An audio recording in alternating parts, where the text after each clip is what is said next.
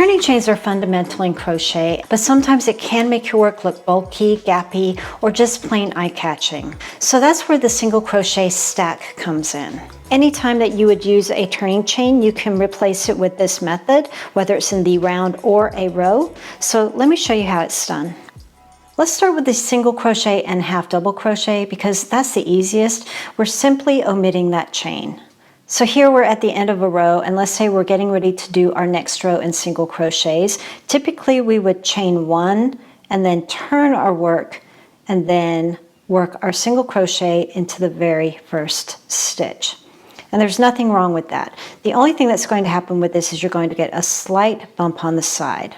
But instead, we're just going to omit that turning chain.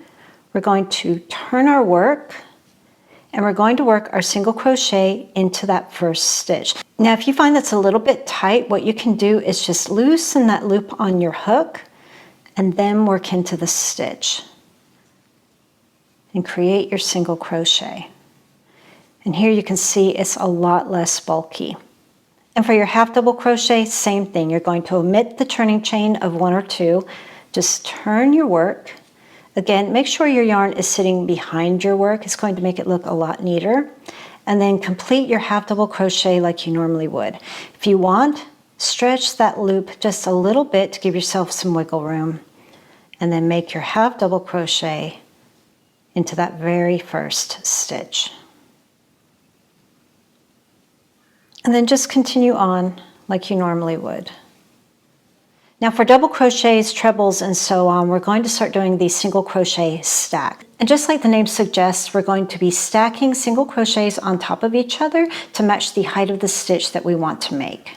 So you're at the end of a row, you're going to turn your work, and you're going to make a single crochet into the very first stitch. And now we're going to continue on with one more single crochet to match the height of a double crochet. To do that, we're going to work into this bar here on the left. If you're left-handed, it will be to your right. And you're just going to go into that very front bar and create your single crochet into it. Yarn over, pull through two, and that's your stitch. And then you'll just continue on as normal all the way across. And you can see this makes a really nice straight edge.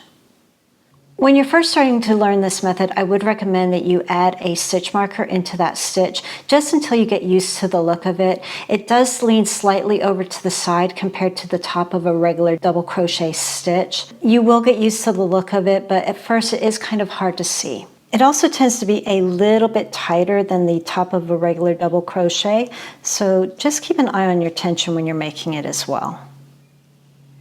And if you wanted to make this a treble crochet, same thing, turn your work, and instead of chaining three, you're going to do 3 single crochets in a stack. So we're doing our first single crochet into the stitch.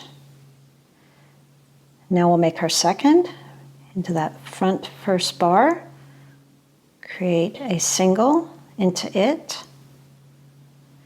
and now we'll do one more going into that side bar. Pull the yarn through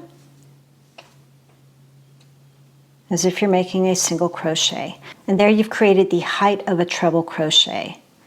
I'm really impressed with this because even with double crochets, it can still be a little bit more bumpy, but this is before blocking or anything else. And look how beautiful and straight it is.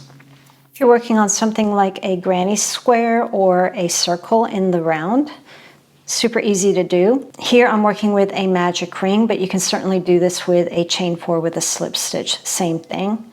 I'm just going to go into the ring with my first single crochet.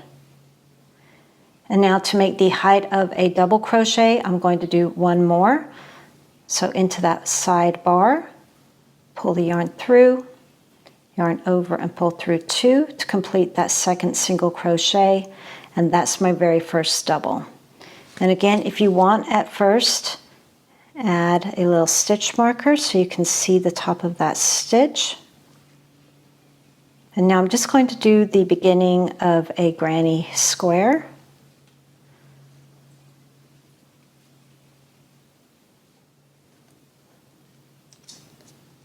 There's the top of my stitch to complete the round. I'm just doing a half double into that stitch because I like to use that for my last chain 2. And now for this next round, instead of doing a chain 2, I'm going right in with my stacking.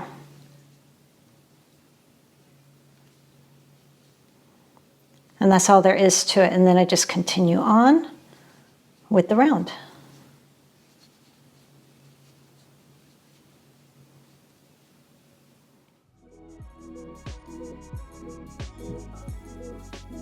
So let me know what you think of this technique and if you're already using it. I know this is a very popular method with a lot of crocheters, and I can see why. It does add that little extra something to the cohesiveness and neatness of the work. So I hope you enjoyed this video, and if you did, a like is always appreciated. Thanks for watching, and I'll see you in the next one. By the way, while I have you here, I just recently figured out how to turn a modern granny into a hexagon. Recently, I did a video about how to do a square and a rectangle, and I'm really excited to see that it can easily be done as a hexagon as well. Oh yeah, do you agree? All right. So if you'd like to see a video on how to do that, please let me know in the comments, and I'll start working on that.